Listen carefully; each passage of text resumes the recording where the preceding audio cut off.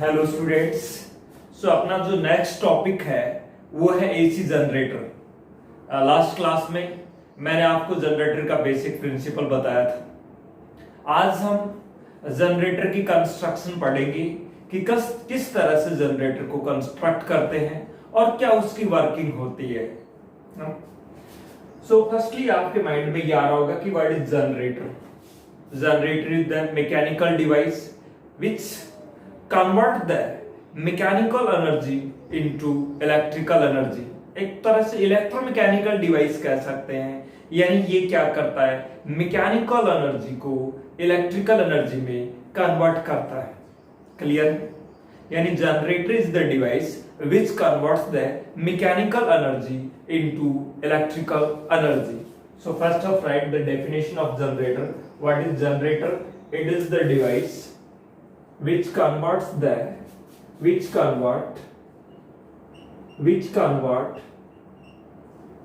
mechanical energy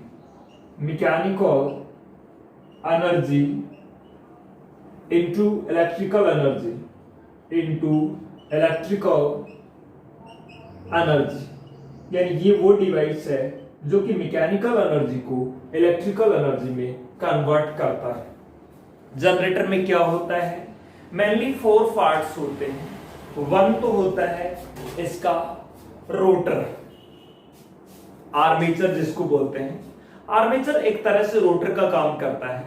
इसमें क्या होता है, एक इंसुलेटेड कॉपर वायर होता है और इस तरह से एक सॉफ्ट आयरन की कोर पर बाउंडेड होता है।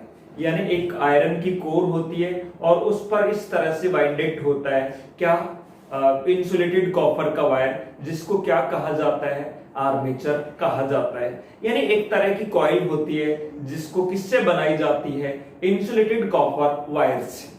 इंसुलेटेड कॉपर वायर का मीनिंग क्या हुआ, यानी कॉपर के वायर्स होते हैं, उन पे इंसुलेटेड मटेरियल की कोटिंग होती है, जिसको इस तरह से वाइंड अप कर दिया जाता है। किस पर वाइंड अप कर दिया जाता है, सॉफ्ट आयरन की कोर पर। ये ऐसे ही है ना, इस तरह से। तो मैं ये जो दिखा रहा हूं ये क्या है, आर्मेचर है। ये मैं जो बना रहा हूं आर्मेचर है। आर्मेचर का मीनिंग आप समझ गए होंगे। आर्मेचर क्या होता है, एक तरह से रोटर का काम करता है और इसमें होता क्या है, इंसुलेटेड कॉपर वायर्स को वाइंड अप कर दिया जाता है। किस पर वाइंड अप कर दिया जाता है, सॉफ्ट आयरन की कोर पर, इस तरह से। ये जो मैंने बनाया है ये क्या है, यही आर्मेचर है। इसको मैंने आर्मेचर नाम दिया। रोटर का काम करता है इस तरह से। अच्छा, दूसरा होता है मैग्नेटिक फॉल्स। यानी इस आर्मेचर को कहां रोटेट कराया जाता है, 2 मैग्नेट के फॉल्स के बीच में, नॉर्थ पोल और साउथ पोल। यानी एक तरह से आप कह सकते हैं इसको मैग्नेटिक फील्ड में रोटेट कराया जाता है। मैग्नेटिक फील्ड क्रिएट करने के लिए, मैग्नेटिक फील्ड को प्रोड्यूस करने के लिए क्या चाहिए, मैग्नेटिक फॉल्स चाहिए। तो ये आप कह सकते हैं परमानेंट मैग्नेट हो सकती है या इलेक्ट्रोमैग्नेट भी हो सकती है। ये जो मैं बना रहा हूं ये मैग्नेटिक फॉल है, जैसे ये नॉर्थ पोल है और ये साउथ पोल है ना। यानी एक तो आपने क्या सीखा, ये आर्मेचर है और ये क्या है, मैग्नेटिक पोल्स है। यानी मैग्नेट है, मैग्नेट में भी परमानेंट और में भी इलेक्ट्रोमैग्नेट। अब ये जो आर्मेचर है इसके साथ में यहाँ पे ये जो देख रहे हैं वो लगा हुआ है, जिसको बोला जाता है क्या, स्लिप रिंग। स्लिप रिंग एक तरह से रिंग होती है जो कि इस आर्म से कनेक्टेड होती है। एक तो इस आर्म से कनेक्टेड होती है, जैसे जैसे रोटेट होगी है, जैसे इस तरह से यूं कनेक्टेड है। ये इससे कहीं कांटेक्ट में नहीं है। एक रिंग इस तरह इससे कनेक्टेड है। यहाँ ये देखेंगे आप, ये यहाँ है, यहाँ ज्वाइंट है, इसके साथ में एक रिंग ऐसे यूं इस तरह से ज्वाइंट है और एक रिंग लगी हुई होती है इसके साथ में। तो ये जो रिंग है, ये जो देख रहे हैं आप, इस तरह से माने यहां से जुड़ी हुई है, ये इस तरह से यू कनेक्टेड है, तो ये रिंग है। और दूसरी रिंग जो देख रहे हैं आप, वो यहाँ ये इससे कनेक्टेड है। सो आपके पास में ये जो देख रहे हैं 2 स्लिप रिंग्स हैं, जिनको हम R1 और R2 नाम दे सकते हैं। ये जो है ये R1 कह दें और इसको कह दें R2 कह दें। सो ये these are 2 slip rings। किस तरह से कनेक्टेड है समझ गए। एक तो यहां से कनेक्टेड है यूं इस तरह से, यहां से होते हुए यहां यूं, और एक यहाँ होते हैं, ये यू कनेक्टेड है, तो ये आराम से फ्रीली घूम सकती है इस तरह से, है ना। और इनके साथ साथ में रिंग भी क्या होंगी, घूमेंगी। अच्छा, रिंग से यहाँ फिक्स होते हैं, ये कार्बन ब्रशेज होते हैं यहाँ जो लगे हुए होते हैं, और वो जैसे जैसे रोटेट, ये फिक्स है और रिंग इसके साथ घूमती है, तो ये कार्बन के ब्रशेज होते हैं जो कि इसको रिंग्स को क्या करते हुए चलते हैं, टच करते हुए चलते हैं। और ये यहाँ से कार्बन ब्रश से जो है इलेक्ट्रिकल कनेक्शन बाहर, कार्बन ब्रश का काम होता है यहाँ जो करंट प्रोड्यूस होगा उसको बाहर लेके आना, क्योंकि कार्बन ब्रश क्या है, कार्बन कंडक्टर है और जो कि रिंग से कनेक्टेड है, जो कि ये एक्सटर्नल सर्किट है जिसमें हमें करंट की जरूरत है, वो सर्किट है, उसका रेजिस्टेंस है। अच्छा, अब यहां ये आप ये जैसे मैग्नेटिक पोल्स, इनका काम क्या होता है, मैग्नेटिक फील्ड को क्रिएट करना। ये रिंग्स हो गई, है ना, रिंग्स दोनों एक साथ ही नहीं कनेक्ट करने, एक ब्रश उस पे लगा हुआ है और दूसरा ब्रश किसके साथ में लगा हुआ है, इसके साथ में लगा हुआ है, इसके साथ में, इस तरह से, है। तो फर्स्टली हम इसके बारे में लिखते हैं, इसकी जो कंस्ट्रक्शन है वो लिखते हैं कि कंस्ट्रक्शन में क्या है। फर्स्टली ये तो क्लियर होगा, it is the device which converts the mechanical energy into electrical energy. So main parts of the generator, main parts of the generator, है ना, main parts of the generator, generator के जो main parts. अच्छा, ये basic principle क्या है इसका, basic principle है, इट इज बेस्ड ऑन, यदि प्रिंसिपल पूछ लिया जाए जनरेटर का तो क्या बताएंगे, it is based on electromagnetic induction. कौन से प्रिंसिपल पे बेस्ड है, electromagnetic induction. So it is based on electromagnetic induction, electromagnetic induction पर बेस्ड है। अब इसके जो main parts of the generator, main parts of generator में क्या क्या है ये देखिए। मेन पार्ट्स ऑफ जनरेटर में पहला आप कहें ये, जिसको आपने क्या नाम दिया, आर्मेचर नाम दिया इस तरह से। तो फर्स्ट है आर्मेचर, ये जो आप देख रहे हैं ये आर्मेचर है। फिर ये जो क्या है, मैग्नेट्स हैं। तो सेकंड जो पार्ट्स जो मैं कह रहा हूं वो क्या है, मैग्नेट। और थर्ड जो है वो आप यहां देख रहे हैं वो है स्लिप रिंग्स, R1 और R2, ये जो हैं वो दो स्लिप रिंग्स हैं, और ये कार्बन ब्रशेज हैं B1 और B2, है ना। तो थर्ड में क्या, स्लिप रिंग्स, हम नेम क्या है उनके, R1 एंड R2। और थर्ड जो आप देख रहे हैं वो क्या है, कार्बन ब्रशेज। फोर्थ है carbon brushes, B1 and B2, B1 and B2।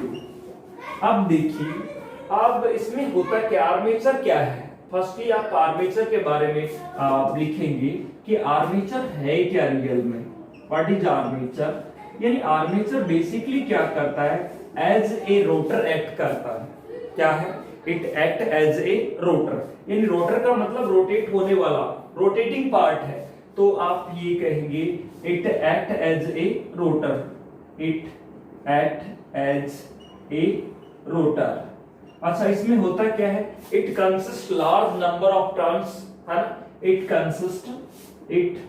Consist large number of turns of insulated copper wire, insulated copper wire wounded on soft iron core, wounded on laminated soft iron core, laminated soft iron core, laminated soft iron core पे bounded होता है। Laminated क्यों होती है ये भी आगे हम एडी करंट के कॉन्सेप्ट में जानेंगे। तो ये तो हो गया रोटर। इसके बाद में हम बात करते हैं magnet. Firstly write about the armature. क्या है? It act as a rotor, यानी ये किसका काम करता है? रोटर का, यानी इसको रोटेट होना है। It consists a large number of trunks of insulated copper wire wounded on laminated soft iron core. Clear? अब हम बात करते हैं मैग्नेट की, कि मैग्नेट है, ये लिख लिए होंगे आपने मेन पार्ट्स। मैग्नेट क्या होता है? Magnet may be permanent magnet और मे बी इलेक्ट्रोमैग्नेट, है ना। जो आर्मेचर है वो कहाँ रोटेट होता है? Between the magnet. तो सेकंड जो आपने लिखा था वो क्या लिखा था? मैग्नेट। सो मैग्नेट के बारे में देखिए, द रोटर या the armature is rotating between the magnets, either permanent magnet और इलेक्ट्रोमैग्नेट। तो आप ये लिखेंगे the armature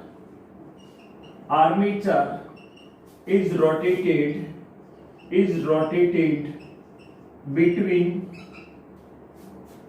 poles of permanent magnet और इलेक्ट्रोमैग्नेट, परमानेंट मैग्नेट और इलेक्ट्रोमैग्नेट, है ना। ये it produce the magnetic field. इसका काम क्या है? magnet produce the magnetic field. Magnet produces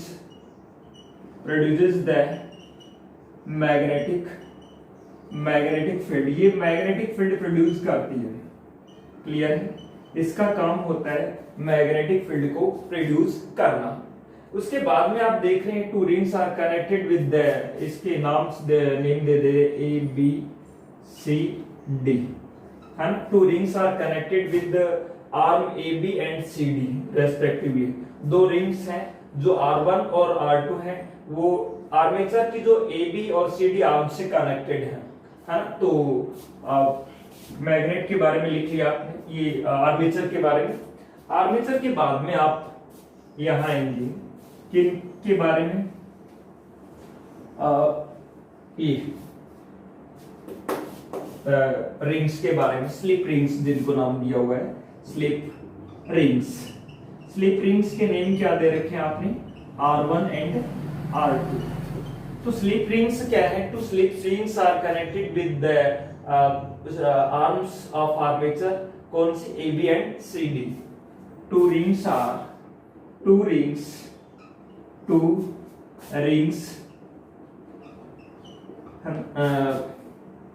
R1 and R2 connected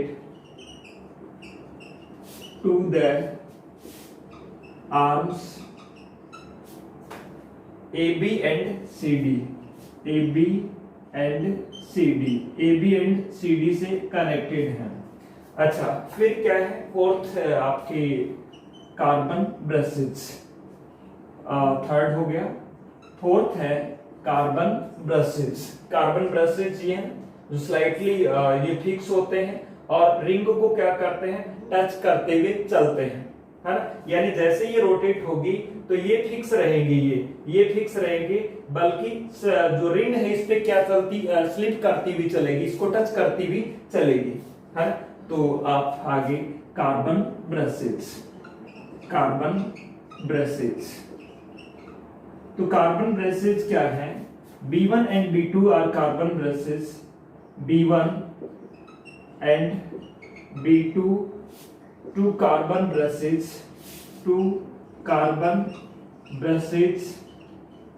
capped fixed। इनको क्या रखे जाते हैं? फिक्स रखे जाते हैं। And slightly touch the slip ring R1 and R2। यहाँ ये स्पेस नहीं है, मैं ऊपर मिटा रहा हूं। स्लाइटली टच द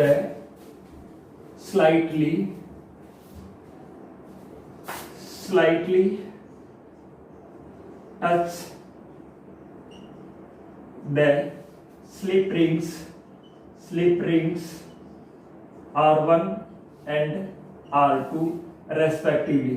यानी B1 R1 को टच करता है और B2 R2 को रेस्पेक्टिवली, ये है ना। तो इनका द मेन फंक्शन क्या है, इनका जो काम है वो होता है करंट को एक्सटर्नल लोड में सप्लाई करना, है ना। यानी यहां से जो करंट है उसको क्या करना, पास करना एक्सटर्नल सर्किट में। So they pass the current from armature to the external circuit, current from armature to the external circuit, current from armature to the external circuit। ये तो इसका कंस्ट्रक्शन था, वो आप समझ गए होंगे कंस्ट्रक्शन की बात। तो अब अपन बात करते हैं कि वर्क कैसे करता है, वर्क का फंडामेंटल प्रिंसिपल क्या है। जैसे आपने कहा ये है और ये यहां से ऐसे रोटेट होगी तो लगातार इससे निकलने वाला फ्लक्स क्या होगा, चेंज होगा, और फ्लक्स चेंज होने के कारण फैराडे लॉ के अकॉर्डिंग इसमें क्या इंड्यूस हो जाएगा, एक ईएमएफ इंड्यूस हो जाएगा। क्लियर है। सो इसका वर्किंग ऑपरेशन है तो वो लिख लेते हैं, यदि आपने ये नोट कर लिया तो ये नोट। अब देखिए इसकी वर्किंग, है ना। वर्किंग क्या है, प्रिंसिपल पूछा जाए तो क्या बताएंगे आप, it is based on electromagnetic induction. अब इसकी वर्किंग में आप फैराडे लॉ पे बेस्ड है, इलेक्ट्रोमैग्नेटिक लॉ, ईएमआई की जो लॉ थे किन्होंने दिए थे, फैराडे ने तो दिए थे। तो वर्किंग पे आइए, है ना। वर्किंग में क्या, इसको जैसे मैकेनिकली रोटेट कराया जाता है, मैकेनिकली इसको क्या कराएंगे, आपको रोटेट कराएंगे तो इससे निकलने वाला फ्लक्स क्या होगा, चेंज होगा। So when armature is mechanically rotated,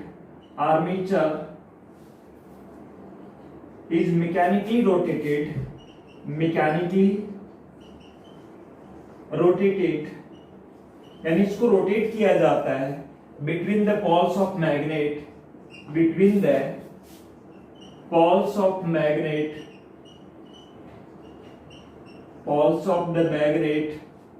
then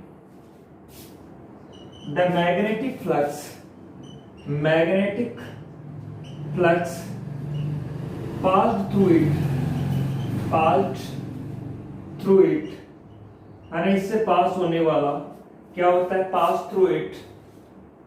through it changes, इससे निकलने वाला मैग्नेटिक फ्लक्स है वो चेंज होता है। और फैराडे फर्स्ट लॉ में क्या कहा गया था, यदि इससे निकलने वाला फ्लक्स चेंज होगा तो इसमें क्या इंड्यूस होगा, ईएमएफ इंड्यूस होगा। So according to Faraday's law, an EMF is induced in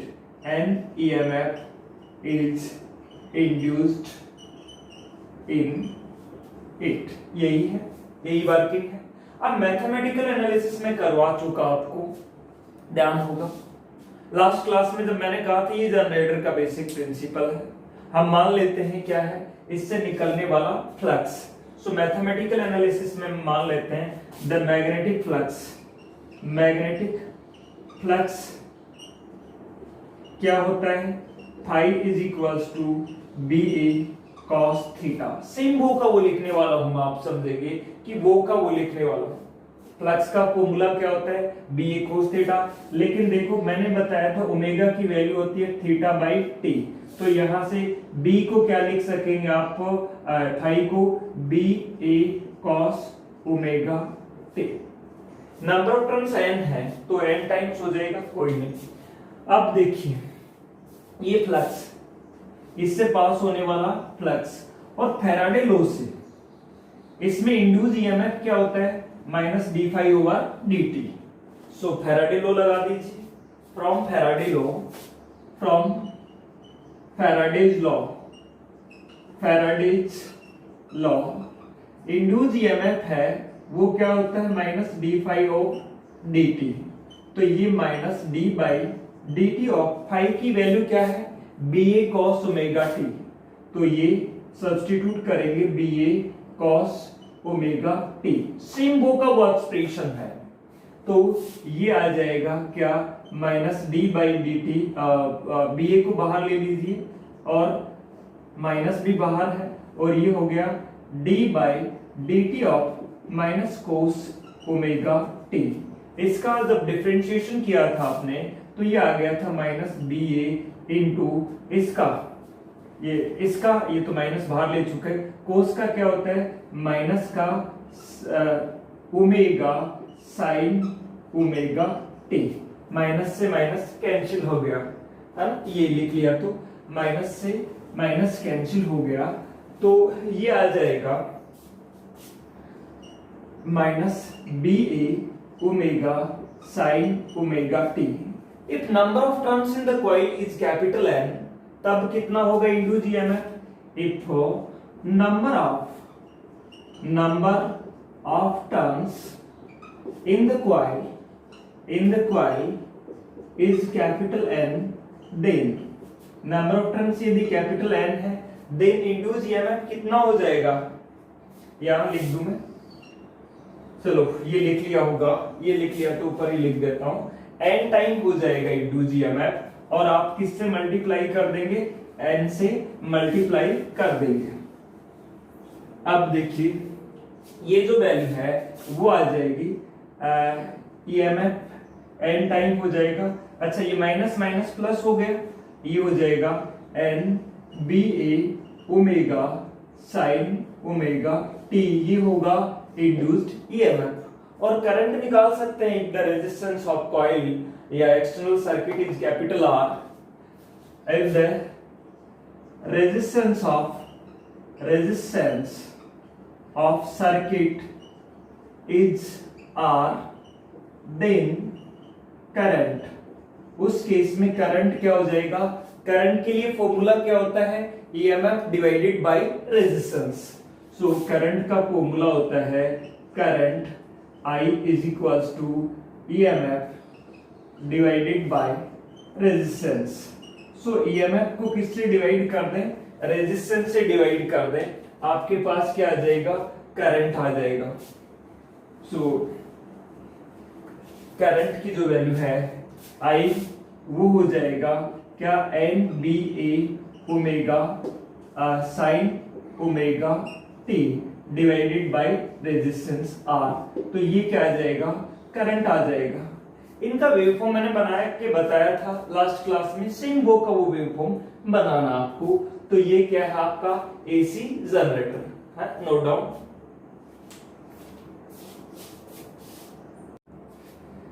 next ये नोट कर लिया आपने, नोट कर लिया तो हम अब बात करते हैं कि एनसीईआरटी में एक न्यूमेरिकल दिया हुआ है और मोशनल ईएमएफ से, उसमें ये कहा गया आपके पास में एक फ्रेम है, कैसी फ्रेम है, रेक्टेंगुलर फ्रेम है, और उसमें एक PQ एक आर्म उसकी मूवेबल है, जैसे मैं थ्योरी में बताऊंगा एग्जैक्टली वैसे ही, तो वो थ्योरी में उस न्यूमेरिकल के लिए करवा रहा हूं और उसको मूव कराया जा रहा है, तो उसमें इंड्यूस ईएमएफ बताइए कि कितना ईएमएफ इंड्यूस होगा।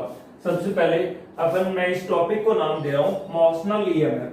मोशनल ईएमएफ का मतलब है किसी भी कंडक्टर को जब मैग्नेटिक फील्ड में मूव कराया जाता है तो उसमें एक ईएमएफ इंड्यूस हो जाता है, और उस ईएमएफ को मैं बोल रहा हूं मोशनल ईएमएफ, यानी EMF induced in a conductor due to its motion in the magnetic field. Magnetic field में किसी भी कंडक्टर की मोशन के कारण उसमें इंड्यूस होने वाला ईएमएफ को हम क्या कहेंगे, मोशनल ईएमएफ। अब देखिए हम बात करते हैं motional EMF in a conducting road. हालांकि ये टॉपिक मैं आपको करवा चुका हूं दूसरे तरीके से भी, BLB वाला। अब मैं इस न्यूमेरिकल वे में जो दिया हुआ है उसके लिए इस टॉपिक को दूसरे तरीके में करवा रहा हूं, यानी किसी भी कंडक्टिंग रोड जिसकी लेंथ L है उसको V वेलोसिटी से B मैग्नेटिक फील्ड में परपेंडिकुलर मूव कराया जाता है, तो उसमें इंड्यूस होने वाला ईएमएफ BLB होता है। इसको हम मैथमेटिकली डिराइव कर चुके हैं पहले भी, अब ये तरीका हम दूसरा तरीके से कर रहे हैं।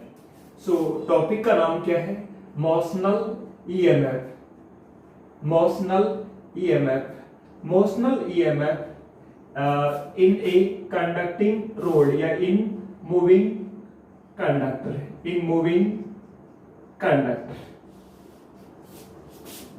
किसी भी कंडक्टर में उसकी मोशन, कहां पे मोशन, मैग्नेटिक फील्ड में मोशन के कारण उसमें इंड्यूस होने वाले ईएमएफ को हम क्या बोलते हैं, मोशनल ईएमएफ। मींस क्या होता है, it is the EMF induced in a conductor due to its motion in the magnetic field.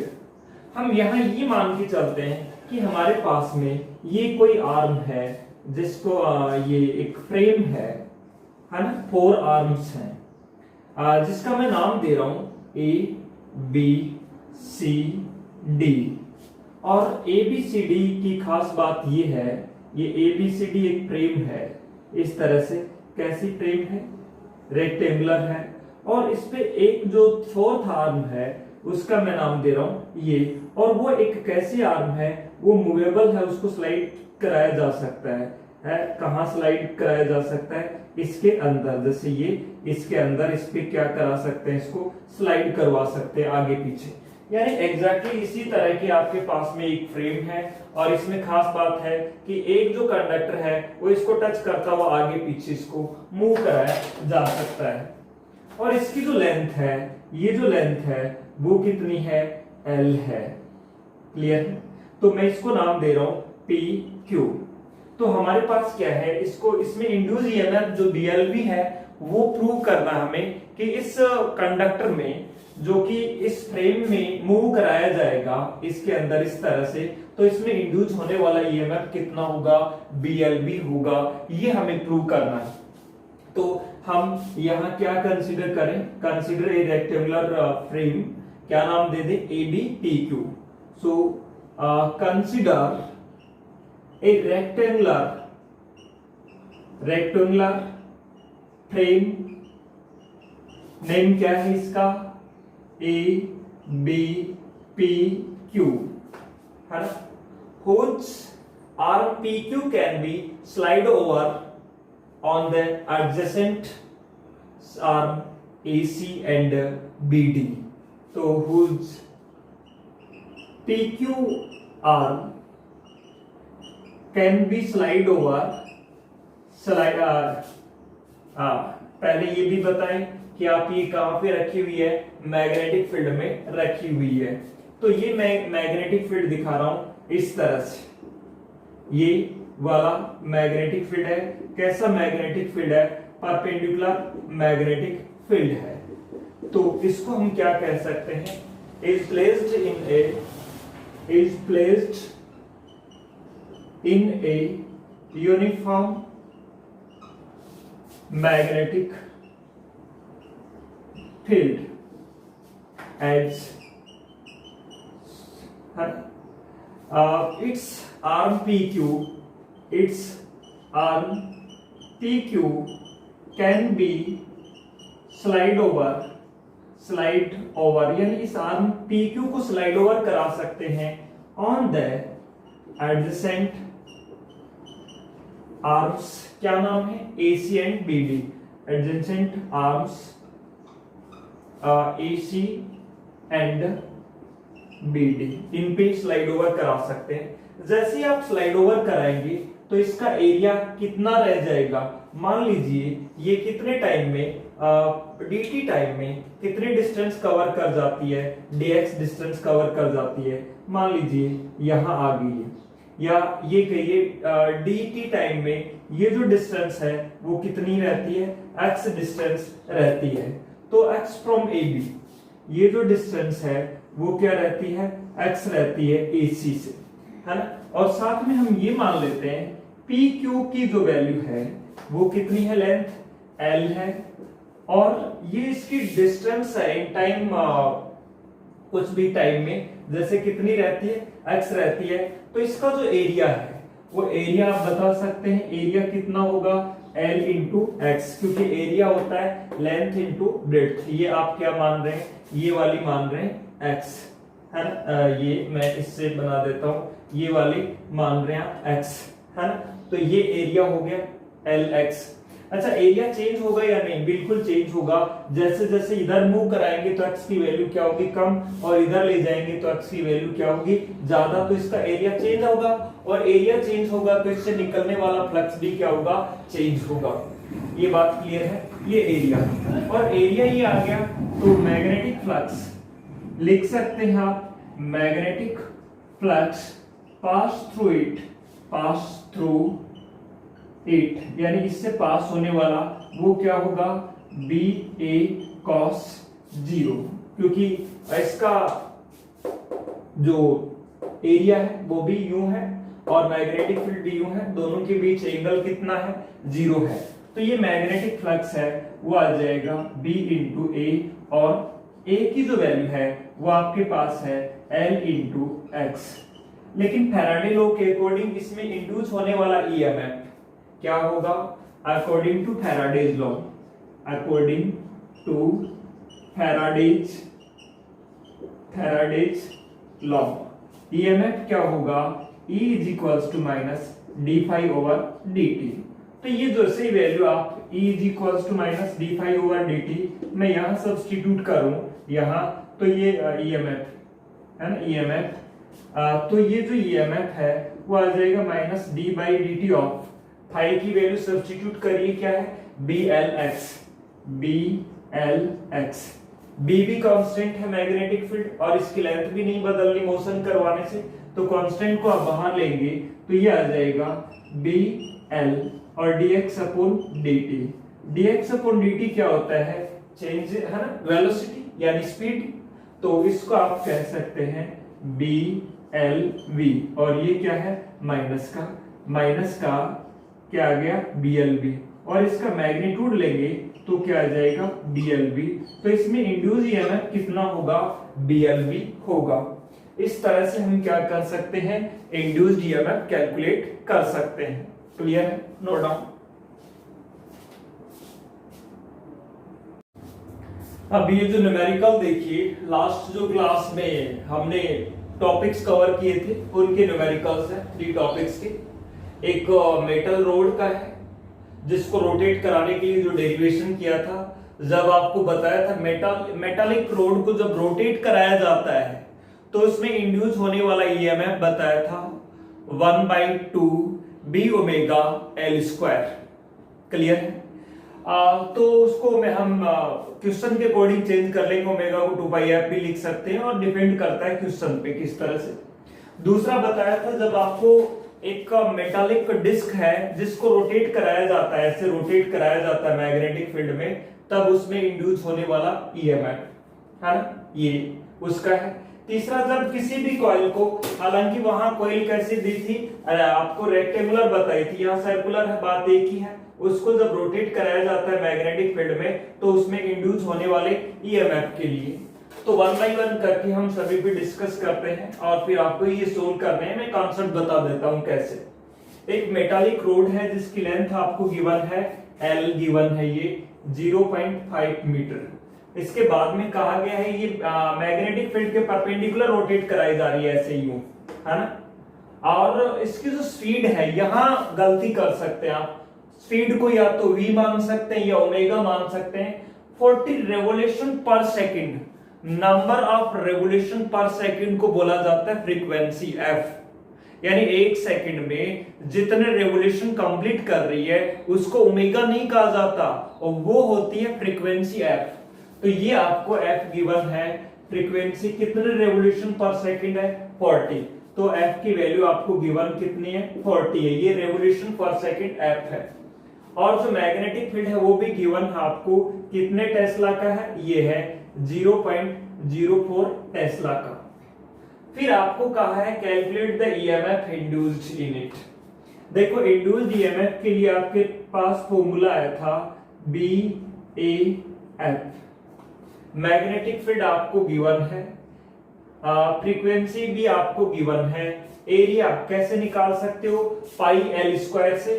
तो इसको आप करते थे B into pi L square into F. सभी कंप्लीट बातें क्वेश्चन में सारी की सारी जो वैल्यूज हैं वो आपको गिवन है, यहाँ सब्स्टिट्यूट करेंगे, बी है पाई की वैल्यू 3.14 लेंथ हो रही है, तो आंसर आपका ये आना चाहिए, इसको सोल्व करेंगे आप। फिर आगे कहा गया है एक ग्रामोफोन है, ये जो है ये बोला है कि एक ग्रामोफोन और उसकी डिस्क है इस तरह से, ये जैसे डिस्क है इस तरह से ग्रामोफोन की डिस्क है जिसका डायमीटर 0.20 मीटर है। डायमीटर गिवन होने का मतलब रेडियस आपको गिवन है, यानी रेडियस को क्या कर देंगे आप, हाफ कर देंगे, यानी 0.10 मीटर। आर की वैल्यू रोटेट हॉरिजॉन्टली ऐसे रोटेट कराई जाती है। और अर्थ के वर्टिकल मैग्नेटिक फील्ड में, वर्टिकल मैग्नेटिक फील्ड इसके क्या हो जाएगा, परपेंडिकुलर यूं ही हो जाएगा ना, तो उसमें रोटेट कराई जा रही है, तो इसका जो मैग्नेटिक फील्ड है वो भी आपको गिवन है ना। मैग्नेटिक फील्ड की जो वैल्यू है वो देखो ये गिवन है इज दिस, इस मैग्नेटिक फील्ड में, यानी ये बी की वैल्यू गिवन है 0.01 टेस्ला। इस मैग्नेटिक फील्ड में इसको आप रोटेट करा रहे हैं। देन इसमें देखो रेवोल्यूशन पर, ये यहाँ जो इसकी जो स्पीड है वो क्या कहा गया है, 40 रेवोल्यूशन पर मिनट। रेवोल्यूशन पर सेकंड को हम क्या बोलते हैं, फ्रीक्वेंसी, लेकिन ये रेवोल्यूशन पर मिनट में है, तो रेवोल्यूशन पर मिनट को आप पर सेकंड में कन्वर्ट कर दें, यानी एफ की जो वैल्यू है वो आपको गिवन है 40 रेवोल्यूशन पर मिनट, यह हो जाएगी 40 डिवाइडेड बाई 60 रेवोल्यूशन पर सेकंड, तो इसकी फ्रीक्वेंसी आ जाएगी 40/60। क्या कहा गया है, इसमें इंड्यूस ईएमएफ कैलकुलेट करिए। इंड्यूस ईएमएफ इसी तरह से कैलकुलेट कर सकते हैं, तो यहाँ यही फॉर्मूला हो जाएगा, सिर्फ एल की जगह इसकी क्या हो जाएगी, रेडियस। तो इंड्यूस ईएमएफ क्या होगा, B pi R square F. तो इस फॉर्मूला से आप इसमें इंड्यूस ईएमएफ निकालेंगे, आपका जो आंसर है वो क्या आना चाहिए, ये आंसर आना चाहिए 2.09 इंटू 10⁻⁻⁴ वोल्ट। क्या कहा गया क्वेश्चन में, a gramophone disc of brass diameter this rotate horizontally with the rate of 40 revolution per minute, ये उसकी फ्रीक्वेंसी है। If the vertical component of the magnetic field of the earth is 0.01 tesla, यानी ये magnetic field की value given है, then calculate the EMF, इसको आप calculate कर सकते हैं, ये भी हो जाएगा। फिर आगे वाले क्वेश्चन में कहा गया है एक कॉइल है जिसकी रेडियस कितनी है, 0.15 मीटर, यानी रेक्टेंगुलर नहीं है। मैंने रेक्टेंगुलर के लिए डेरिवेशन अपन ने थ्योरी में पढ़ा, अपने थ्योरी में, लेकिन ये रेक्टेंगुलर नहीं कह रहा, कैसी है, सर्कुलर। कोई बात नहीं, सर्कुलर को भी रोटेट कराओगे तो ईएमएफ इंड्यूस उसी कॉन्सेप्ट से होगा। हाँ, जिसके नंबर ऑफ टर्न्स कितने हैं, देखो जिसकी रेडियस गिवन है, इसका मतलब आपको क्या गिवन है, एरिया, क्योंकि एरिया क्या होता है, पाई आर स्क्वायर सर्कुलर का। नंबर ऑफ टर्न्स ये गिवन है, यानी एन की वैल्यू गिवन है। इसको रोटेट कराया जा रहा है 250 रेवोल्यूशन पर सेकंड। ये रेवोल्यूशन पर सेकंड किसकी वैल्यू आपको गिवन, आपको फ्रीक्वेंसी की वैल्यू गिवन है। In a magnetic field, horizontal magnetic field में ऐसे रोटेट करा रहे हैं, ये हॉरिजॉन्टल मैग्नेटिक फील्ड अर्थ का उसमें, तो ये मैग्नेटिक फील्ड की वैल्यू भी गिवन है। आपको कहा है मैक्सिमम ईएमएफ कैलकुलेट करिए। मैं बता दूं मैक्सिमम ईएमएफ के लिए, इस क्वेश्चन के लिए मैं यहां लिख रहा हूं, मैक्सिमम ईएमएफ जो आया था आपके पास वो कितना आया था, मैक्सिमम ईएमएफ की जो वैल्यू आई थी आपके पास इस क्वेश्चन के लिए वो है एन बी ए ओमेगा, और एन नंबर ऑफ टर्न्स है, बी मैग्नेटिक फील्ड है, ए एरिया, एरिया सर्कुलर है तो जिसका एरिया क्या होगा, पाई आर स्क्वायर, और ओमेगा को क्या लिखेंगे, 2 पाई एफ, क्योंकि ये रेवोल्यूशन पर सेकंड क्या होती है, फ्रीक्वेंसी होती है 2 पाई एफ। तो यहां से आप क्या निकाल सकेंगे, मैक्सिमम ईएमएफ। मैक्सिमम ईएमएफ यही होगा ना, साइन ओमेगा टी, उसकी वैल्यू तो 1 हो जाती है, तो ये मैक्सिमम ईएमएफ, और ये कैलकुलेट करने पे आपका जो आंसर है इट शुड बी 13.31 वोल्ट। तो इस तरह से इनको सोल्व करेंगे, आप कैलकुलेशन करेंगे, ये जो कॉन्सेप्ट है ये मैंने आपको बता दिए, तो इनको सोल्व करना।